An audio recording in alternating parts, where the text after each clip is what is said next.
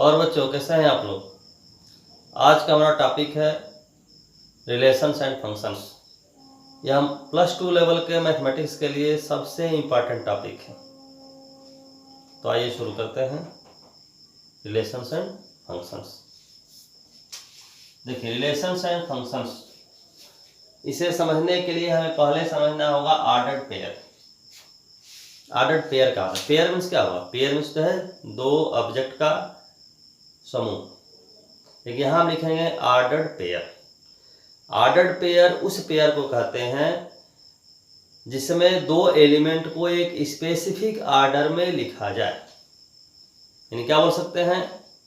A pair of elements listed in a specific order is called ordered pair. ठीक है, सबसे बढ़िया example आपका है कोऑर्डिनेट, किसी पॉइंट का कोऑर्डिनेट पढ़े होंगे। जैसे कोई पॉइंट है जिसका कोऑर्डिनेट है 1 2,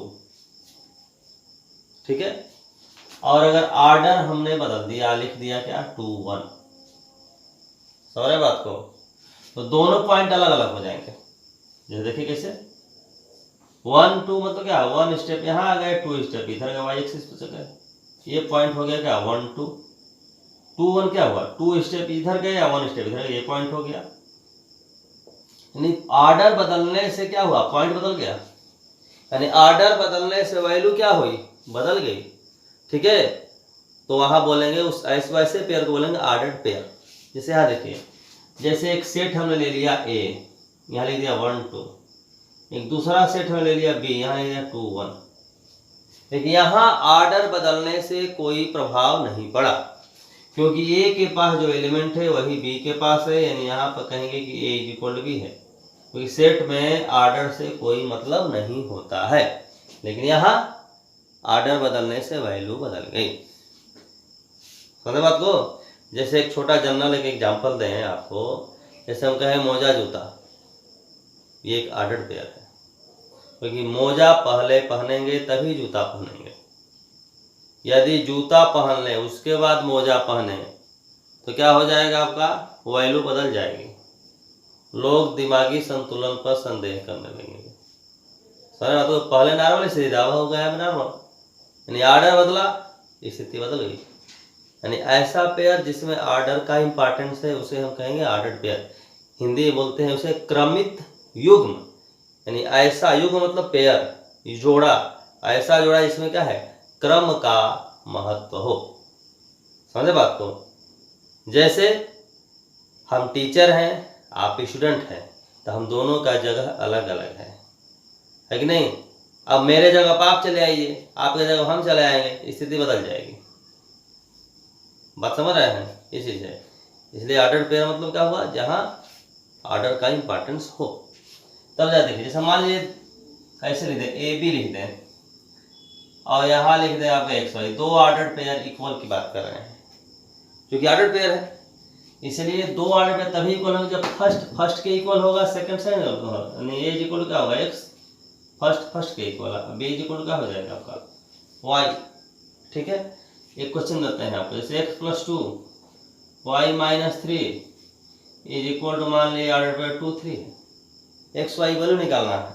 तो क्या होगा, first pair x plus 2 is equal to 2 और सेकंड हो जाएगा y minus 3 is equal to 3। यानी एक्स इज इक्वल क्या हो जाएगा 0 और वाई इज इक्वल क्या हो जाएगा 6। ये आपका आंसर हो गया। तो ऐसे आपका कंपेयर करेंगे, क्योंकि ऑर्डर बदलेंगे तो बदल जाएगी। दोनों इक्वल है मतलब ऑर्डर नहीं बदला हुआ है। समझे बात को? यानी ए एक्स के इक्वल है, बी आपका वाई के इक्वल हो गया। क्लियर है? ठीक है, देखिए Cartesian product of two set, ये बहुत ही इंपॉर्टेंट कंसेप्ट है, समझना है। ठीक है, इसे हिंदी में बोलते हैं कार्तीय गुणन, दो समुच्चयों का कार्तीय गुणन। समझे बात को? रिप्रेजेंट करते हैं ए क्रॉस बी से, इसको पढ़ेंगे ए क्रॉस बी कार्टेशियन प्रोडक्ट को। ठीक ना? ये कार्टेशियन प्रोडक्ट जो होता है वो क्या होता है, आपका ऑर्डर्ड पेयर का सेट होता है। ऑर्डर्ड पेयर का सेट। ऑर्डर्ड पेयर में जो दो एलिमेंट होंगे उसका पहला एलिमेंट जो होगा पहले सेट का होगा और दूसरा एलिमेंट जो होगा दूसरा सेट का होगा। समझे बात को?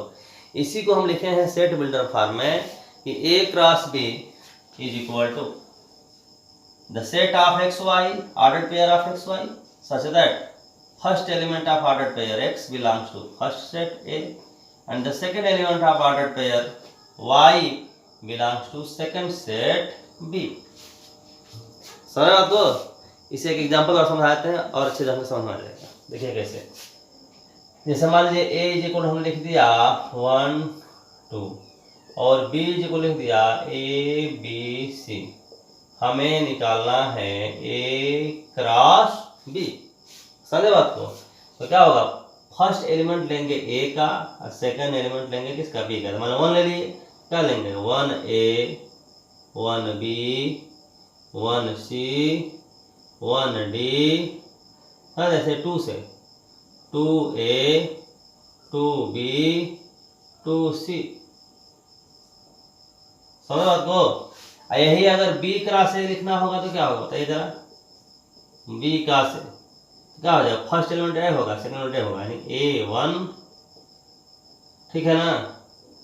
इसी को पलट दीजिए, A1 B1 C1 D1 A2 B2 C2। समझ बात को? हम ये देख रहे हैं कि ए क्रॉस बी में जितने एलिमेंट है उतने ही एलिमेंट बी क्रॉस ए में, अर्थात ये हुआ कि ए क्रॉस बी और B cross A equivalent set होंगे। क्या होंगे, इक्विवेलेंट। क्योंकि इक्विवेलेंट में क्या होता है आपका, दो सेट इक्विवेलेंट कहे जाते हैं यदि दोनों में नंबर ऑफ एलिमेंट क्या हो, सेम हो, ठीक है। लेकिन एलिमेंट अगर सेम हो जाए तो इक्वल बोलते हैं, एलिमेंट तो सेम है नहीं, क्यों, क्योंकि 1 है और A1 दोनों इक्वल तो होगा नहीं। ऑर्डर पे यही हम लोग पढ़े हैं कि ऑर्डर बदलने का वैल्यू सेम नहीं होती है, यानी ए क्रॉस बी और बी क्रॉस ए क्या है आपका, इक्वल नहीं होगा। यही चीज यहाँ फर्स्ट प्रॉपर्टी में लिखा गया, देख रहे हैं, A cross B and B cross A need not equal. ध्यान दीजिएगा यहाँ लिखा need not equal. Need not equal means क्या हुआ, आवश्यक नहीं है कि इक्वल होगा। इसका मतलब है कभी इक्वल हो भी सकता है। तो इक्वल कब हो सकता है, जब ए और बी एक दूसरे के इक्वल हो, A is equal to B हो। यही आपका सेकंड प्रॉपर्टी लिखा हुआ है कि A cross B is equal to B cross A imply that A is equal to B, यानी A is equal to B अगर है तो ए क्रॉस बी और बी क्रॉस ए इक्वल हो जाएगा, अन्यथा इक्वल नहीं हुआ, जैसे कि यहाँ पे इक्वल नहीं हुआ। बात समझ ना, इसलिए यहाँ पर लिखा हुआ नीड नॉट, क्योंकि एक जगह इक्वल हो सकता है ना, जब ए और बी बराबर इक्वल हो जाए। सही बात को? दूसरी बात देखिए, ए में कितने एलिमेंट है, 2 एलिमेंट है, अब बी में कितने एलिमेंट है, 3 एलिमेंट है, ए क्रॉस में कितने हो गए, 6 हो गए, 2 × 3 6, 1 2 3 4 5, 1 2 3 4 5 6, ये क्या हो गया 1A 1B 1C, ये गलत लिखे हैं, 2A 2B 2C 1 2 3 4 5 6, यहाँ भी कुछ गलती लिख दिए हैं क्या हम, A1, हाँ देखिए यहाँ गलत लिख दिए हैं सर, डी नहीं ना इसमें लिए हैं, डी लेते तो हम ऐसा करते हैं। तो कितने एलिमेंट है इसमें, 2 एलिमेंट है, इसमें कितने एलिमेंट है, 3 एलिमेंट है, तो क्या हुआ 2 × 3 2 3 6, 6 हो गए, 1 2 3 4 5 6, 1 2 3 4 5 6। यही बात यहाँ लिखा हुआ देख रहे हैं, n A cross B is equal to n A into n B is equal n B cross A. इतनी बात समझ में आ गई। अब देखिए A cross B union C is equal to A cross B union A cross C, ये बात समझिएगा। यह मतलब डिस्ट्रीब्यूटिव लॉ होल्ड कर रहा है, क्या खोल कर रहा है, डिस्ट्रीब्यूटिव, यानी ये ब्रैकेट जब खोलेंगे तो ए क्रॉस बी के साथ भी हो जाए, ए क्रॉस सी के साथ भी हो जाए, इसको हम इम्प्रूव करके दिखा देंगे, ठीक है। यही डिस्ट्रीब्यूटिव लॉ आपका इंटरसेक्शन के साथ भी है, यही डिस्ट्रीब्यूटिव लॉ किसके साथ है आपका, सबट्रैक्शन के साथ भी है। समझे बात को? यहाँ क्या है, B is a subset of C, then A cross B minus A cross, यहाँ भी आपका क्या हुआ, बी दोनों तरफ ए से जब क्रॉस करेंगे तो A cross B is a subset of A cross C होगा। दूसरी बात कि ए इंटरसेक्शन बी के पास अगर एम एलिमेंट है तो A cross B intersection B cross A जो होगा एम स्क्वायर होगा। समझे बात को? जैसे यहाँ देखिए जरा सा, यहाँ ए और बी के पास कोई भी कॉमन एलिमेंट नहीं है, तो ए क्रॉस बी और बी क्रॉस ए में एक भी एलिमेंट कॉमन नहीं होगा, यानी 0 हो जाएगा। समझे बात को ना, ये चीज़ है, ठीक है। अब देखिए ये चीज एक आपको हम प्रूव करके दिखा देते हैं, प्रूव का एग्जाम्पल आप समझाते हैं, ठीक ना।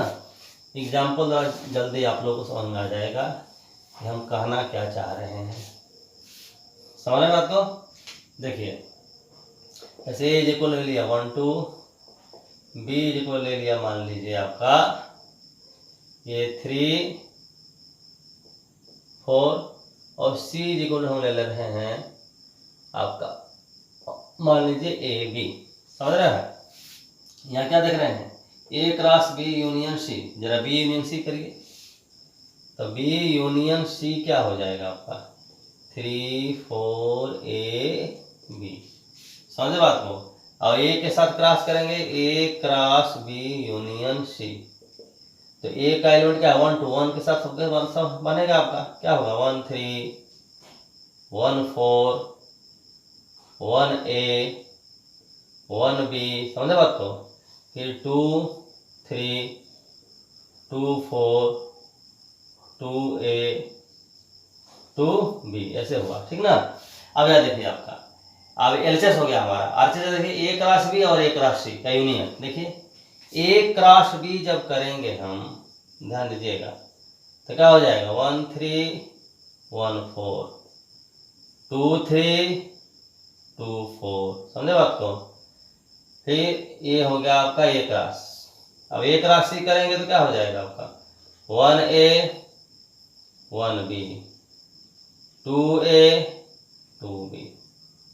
अब देखिए इन दोनों का यूनियन जब करेंगे आपका तो यही ना आ जाएगा 1 3 1 4 1 ए 1 बी 2 3 2 4 2 ए 2 बी, देखिए आ जाएगा ना, सब है कि नहीं एलिमेंट। देखिए 1 3 है 1 4 है 1 ए यहाँ होगा, 1 बी ये है, 2 3 यहाँ है, 2 4 यहाँ है, 2 ए यहाँ है, 2 बी, सब मिला के लिख दिए हैं। इसी एग्जाम्पल से ये ए और बी सी लिए है ना, तो हम इसको भी दिखा सकते हैं, इसको भी दिखा सकते हैं, बात समझ रहे हैं। यहाँ B is a subset of C, कोई ऐसा कोई example B is a subset of C, जैसे आपका 3 4 लिया, यहाँ ले लेते हैं 3 4 5 ले लेते हैं, समझे बात को। B is a subset of C है। अब ए क्रॉस बी करेंगे आपका, 1 3 1 4 2 3 2 4, ए क्रॉस सी जब करेंगे तो क्या होगा 1 3 1 4 1 5, एक्स्ट्रा हो गया 2 3 2 4 2 5, तो ए क्रॉस बी का सारा एलिमेंट मिल जाएगा ना, यानी तो ऐसे प्रूफ हो गया, दिखा सकते हैं आप, बात समझ रहे हैं, ठीक है। अच्छा अब देखिए इसी को हम लॉजिकली प्रूव करके दिखा दे रहे हैं। जैसे पिछला वीडियो हमारा सेट थ्योरी का था, उसमें भी एग्जाम्पल के थ्रू हमने समझाया था, लेकिन बोले थे कि आपका इसे हम लॉजिकली प्रूव कर सकते हैं, तो एक एग्जाम्पल प्रूव करके दिखा देंगे तो बाकी सब आपको समझ में आ जाएगा, समझ रहे बात को। देखिए कैसे, ये जरा ध्यान से देखिएगा, बस एक समझने की जरूरत है आपको, ज़्यादा की नहीं जरूरत है। हम ये प्रूव करना चाह रहे हैं, ये दिखाएंगे, बाकी सब हो जाएगा।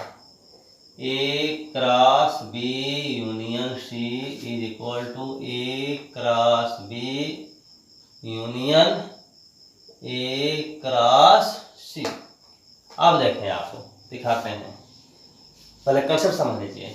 ए इज इक्वल टू बी कब होता है, जब A is a subset of B हो और B is a subset of A हो, क्योंकि A is a subset of B अगर है तो ए का सारा एलिमेंट बी में होगा, और B is a subset of A है तो बी का सारा एलिमेंट ए में होगा।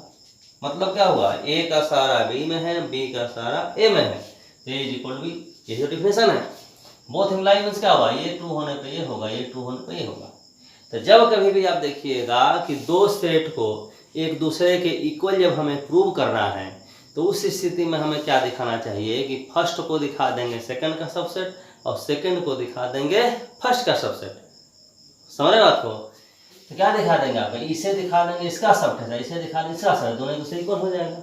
दूसरी बात कि अगर A is a subset of B अगर दिखाना है हमें, तो हमें ये दिखाना होगा कि इसका सारा एलिमेंट इसमें होगा, अर्थात अगर x बिलोंग्स टू ए अगर माने हम दिखा दें कि x बिलोंग्स टू बी है, तो हो जाएगा ये सबसेट ऑफ बी, ये मतलब हो कि इसका सारा एलिमेंट, समझे बात को। तो तो इसको करने के लिए क्या करेंगे ऐसे, हाँ देखिए, ordered pair xy belongs to A cross B union C implies that x belongs to A and first element belongs to first set and the second element y belongs to second set B union C. And by the definition of B union C, we can write y belongs to B or y belongs to C. ठीक है, y belongs to B union C means क्या हुआ, या तो y b का है या तो y c का है या दोनों का है, क्लियर ना। This implies that x belongs to a and x belongs to y और x belongs to a and y belongs to c। इसे हम ऐसे लिख सकते हैं, क्यों लिख सकते हैं, जैसे मान लीजिए कि ये एक मार्कर है और ये एक मार्कर है, सही बात को, यह ए का है, ये किसका है, ए का है, ये है या तो बी का है या तो सी का है। तो हम इसको दो तरीके लिख सकते हैं कि यह मार्कर ए का है और बी का है, या यह मार्कर ए का है और किसका है, सी का है। बात समझ रहा है ना, ये चीज है, क्योंकि यहाँ क्या है, आपके एंड लगा है ना, x तो आपका ए का है तो गारंटेड है, y b का है या c का है, तो भाई x a का है गारंटी है, तो x a का दोनों के साथ बोल सकते हैं, कोई दिक्कत नहीं है। और x a का है, समझे बात को, यहाँ y है x नहीं है, ये लिखे है ना y, तो क्या लिख सकते हैं, ये y बिलोंग्स टू b। ठीक है, क्या हो जाएगा, ordered pair x y belongs to, क्या हो जाएगा, A क्रॉस B और ordered pair x Y belongs to A cross C। सही है, x Y belongs to A cross B है और एक्स वाई बिलोंग्स टू, क्या लिख सकते हैं, X Y belongs to A cross B union A cross C। तो क्या हमने किसका माना था, A cross B union C का माना था, और हो किसका गया, A cross B union A cross C का। इससे क्या प्रूव हुआ कि यह जो A cross B union C है वह A cross B union A cross C का क्या है, सबसेट है। सही है, अब फिर जो है हम कंसीडर करेंगे, फिर मानेंगे ऐसे उल्टा, यहाँ से मानेंगे x Y belongs to this, और फिर इसको करते करते यहाँ लेके पहुंचेंगे हम, तो क्या हो जाएगा आपका, अब ये वाला सेट इसका सबसेट हो जाएगा।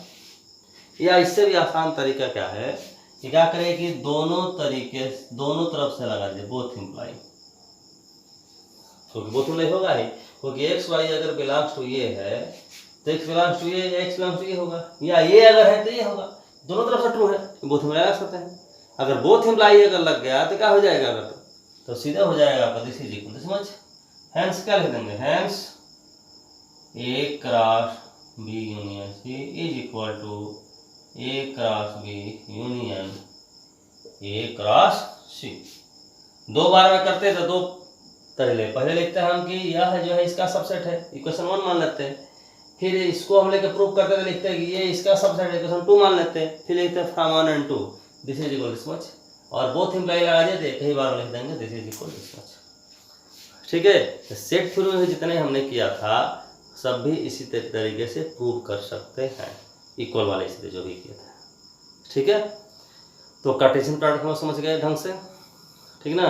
अब हम लोग शुरू करेंगे रिलेशन। ठीक है, देखिए रिलेशन, एक सेट लिए हैं, राम भरत लक्ष्मण शत्रुघ्न, दूसरा सेट लिए हैं भी कौशल्या कैकेयी सुमित्रा, इसे और परिचित है इसलिए लिए हैं सर। राम की माता का नाम कौशल्या, भरत की माता का नाम कैकेयी, लक्ष्मण और शत्रुघ्न की माता का नाम सुमित्रा।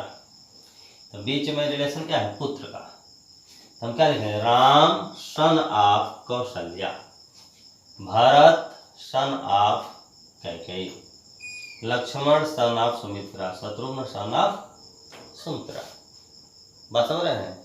इसी को हम शॉर्टकट में ऐसे लिखने देखिए जाता, ए है और बी है, राम राम को स्मॉल आर लिख देते हैं, भरत को बी, लक्ष्मण को एल, शत्रुघ्न को एस। समझ रहे बात को। यहाँ यह कौशल्या को के, कैकेयी को के ए लिख देते हैं। सुमित्रा को हम कैपिटल एस लिख देते हैं, क्या दिक्कत है। ऐसे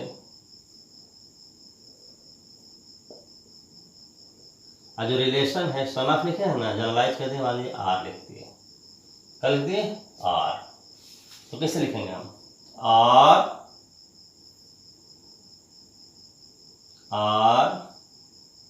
के, जो सन ऑफ यहाँ लिख दिए, इसको पढ़ेंगे ऐसे, आर रिलेटेड टू के, बी आर के, इसको क्या लिखेंगे पढ़ेंगे हम, B is R related to KA।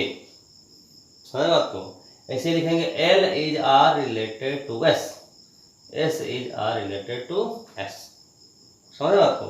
इसी को लिखने का दूसरा तरीका ऐसे है, ordered pair R K belongs to R।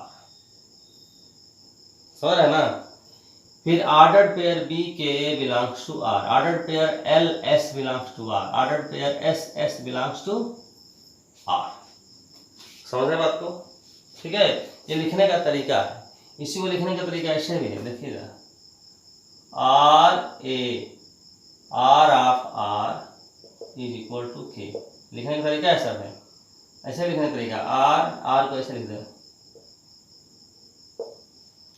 एक ही चीज को लिखने का तरीका आपको दिखा रहे हैं, ठीक है। ऐसे ऐसे ऐसे ऐसे, या इकट्ठे लिखना तो ऐसे लिख देंगे, आर इज इक्वल टू, जितना आर बने हुए हैं आर के, गौर करिएगा बढ़िया से, पी के ए एल एस, फिर क्या लिख देंगे, एस एस। ये आर के अंतर्गत इतने होगा, इतना रुपया। इतना क्लियर है। अब अगर आपसे हम बोलें कि आप निकालिए ए क्रॉस बी, क्या निकालिए? ए क्रॉस बी। तो ए क्रॉस बी निकालेंगे तो क्या होगा? फर्स्ट एलिमेंट इसका, सेकेंड एलिमेंट इसका, यानी आर के ए आर एस, आर का सबका साथ ना, फिर बी के ए, फिर बी के इसके साथ में बी एस, एल के ए, एल एस, ऐसे एस के साथ एस के एस लिख देंगे, डाटा लिख सकते हैं। सारा बात को। अब यहाँ के हम देखें जरा सा कि आर के में कितने एलिमेंट हैं, 1 2 3 4, 4 एलिमेंट्स हैं, जो ए क्रॉस बी में है ना। देखिए आर के यहाँ है, आर के यहाँ बी के भी है, एल एस भी है, एस एस भी है। सही बात को। देख रहे हैं कि आर के सारे एलिमेंट किसमें हैं? ए क्रॉस बी में, ए क्रॉस बी में है। यानी हम कह सकते हैं कि आर यदि ए से बी में रिलेशन है तो वह ए क्रॉस बी का सबसेट होगा। इतनी बात क्लियर हुई? ठीक है, यानी कि हम लिख सकते हैं, ऐसे लिखेंगे, ध्यान दीजिएगा,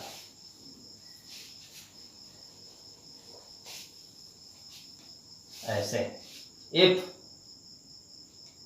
are such that A tends to B.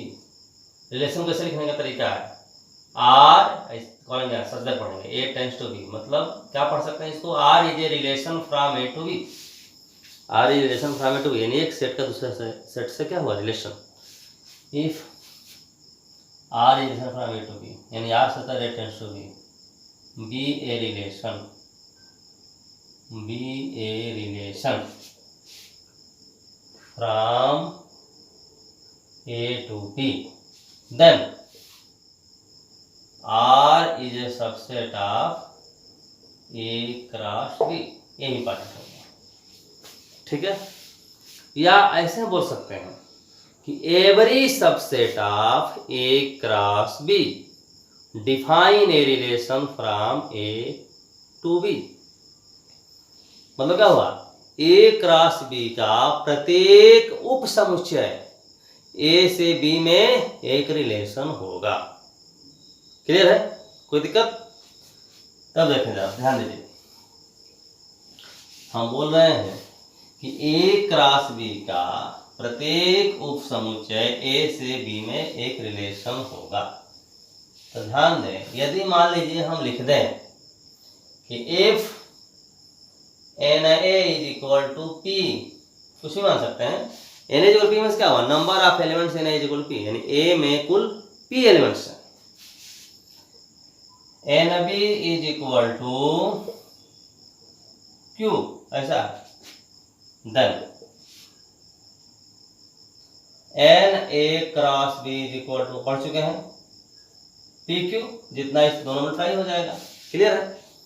अब देखिए, अब हम लोग अभी पढ़े कि ए से बी में अगर रिलेशन है तो ए क्रॉस बी का सबसेट है। तो हम जानना चाहते हैं कुल कितने रिलेशन होंगे, कुल कितने रिलेशन होंगे, अर्थात ए क्रॉस बी के जितने सबसेट होंगे उतने रिलेशन होंगे। और ये हम पढ़े हैं रिसेट थ्योरी में, if A has n elements then A has n elements, then total number of subset is equal to 2 to the power n। यहाँ क्या देख रहे हैं, A क्रॉस B के पास PQ एलिमेंट है, तो कुल कितने सबसेट होंगे, 2 to the power PQ। सही है? then total number of relation from A to B is equal to 2 to the power PQ। बात समझिए?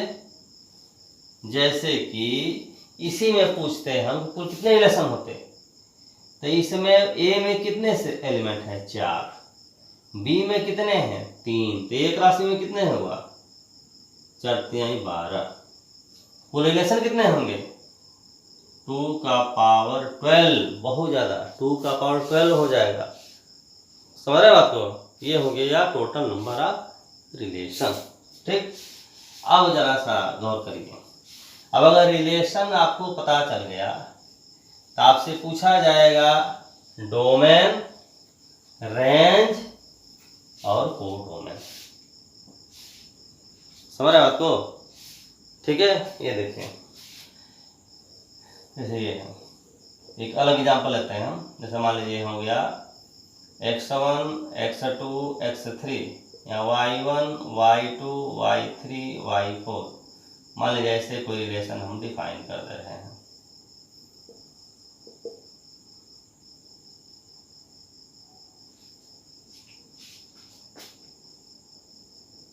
ये कोई रिलेशन डिफाइन हमने किया।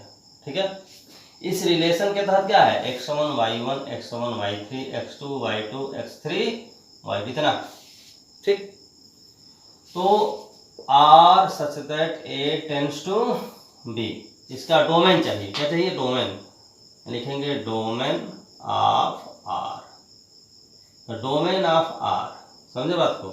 तो क्या होगा, फर्स्ट सेट जो है, फर्स्ट सेट में जो भी एलिमेंट सेकेंड सेट के साथ कनेक्टेड होगा यानी रिलेटेड होगा, उसका जो कलेक्शन होगा यानी सेट होगा, उसी को बोलेंगे डोमेन। यानी कौन कौन कनेक्टेड है, x1 x2 x3, x1 x2 x3 सभी कनेक्टेड है, सब बोले लेंगे। जैसे अभी जो एग्जाम्पल लिए थे राम लक्ष्मण वाला, उससे पूरा का पूरा सेट था, तो पूरा का पूरा सेट डोमेन हो जाता है ना। अब है आपका range, range of R. Range में क्या होता है, रेंज में क्या होता है कि सेकेंड सेट में जो जो एलिमेंट कनेक्टेड है उसको लेते हैं, यानी y1 y2 y3। ठीक है, अब रही बात आपका कोडोमेन, तो कोडोमेन किसको बोलते हैं, कोडोमेन ऑफ आर। समझे बात को? कोडोमेन हम बोलते हैं पूरा का पूरा सेकेंड सेट को, यानी क्या हो आपका बी, कनेक्टेड हो ना हो उससे कोई मतलब नहीं है। तो डोमेन हो गया, रेंज हो गया और आर हो गया। ठीक है, अब एक बात बता दें, इस तरीके से रिलेशन दिखाएंगे ऐसे डायग्राम बना करके तो इसको बोलते हैं विजुअल रिप्रेजेंटेशन। क्या बोलेंगे? विजुअल। विजुअल मतलब दृश्य, सब अगर जिसको देख सकते हैं, है ना, या वेन डायग्राम, समझा है। और देखिए जरा सा, और यदि हम जो है अभी जो हम दिए थे एग्जाम्पल ऐसे आर लिख करके आर्डर के रूप में, यहाँ आर्डर में क्या लिखेंगे? x1 y1 x1 y3 जो भी लिख लेंगे, x2 y2 और x3 y2, समझे बात को। तो इसको बोलेंगे आपका रोस्टर फार्म। क्या बोलेंगे? Roster farm. क्लियर है? अब देखें, और यही अगर मान लीजिए कि हम सेट बिल्डर फार्म लिखना हो, कोई अगर प्रॉपर्टी दी गई रहेगी, तब सबको हम सेट बिल्डर में लिख सकते हैं। अगर कोई प्रॉपर्टी वगैरह ऐसी दी गई है तभी हम लिख सकते हैं, समझे बात को। जैसे एक छोटा सा एग्जाम्पल देते हैं, जैसे मान लीजिए 1 है, यहाँ लिख दिया आपका 2, यहाँ 2 है, यहाँ लिख दिया 3, यहाँ 3 है, यहाँ लिख दिया 4। यहाँ एक चीज देख रहे हैं, ध्यान दीजिएगा, यहाँ 1 का 2 से है, 2 का 3 से है, एक जोड़ दे रहे हैं, 3 का 4 से है। अगर x रहेगा तो क्या होगा? x + 1। समझ रहे बात को। तो जनरली हम जो क्या करते हैं आपका, कि सेकंड जो आपका सेट होता है उसके एलिमेंट y से रिप्रेजेंट करते हैं। किसे रिप्रेजेंट करते हैं? y से, यानी y इक्वल क्या बोलेंगे? x + 1, यानी ऐसे लिखेंगे आपका r = x y such that y = x + 1, यानी y सेकंड की वैल्यू क्या है? x + 1। जैसे देख लीजिए, जैसे हम कहा x की वैल्यू 1 लें तो y की वैल्यू क्या हो जाएगी? x + 1, यानी क्या होगा? 1 + 1 2 हो जाएगा, है ना, 1 2।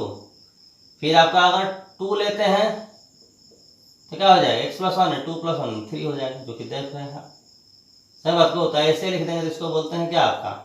इसको बोलेंगे रोस्टर फार्म, सॉरी इसको सेट बिल्डर फार्म।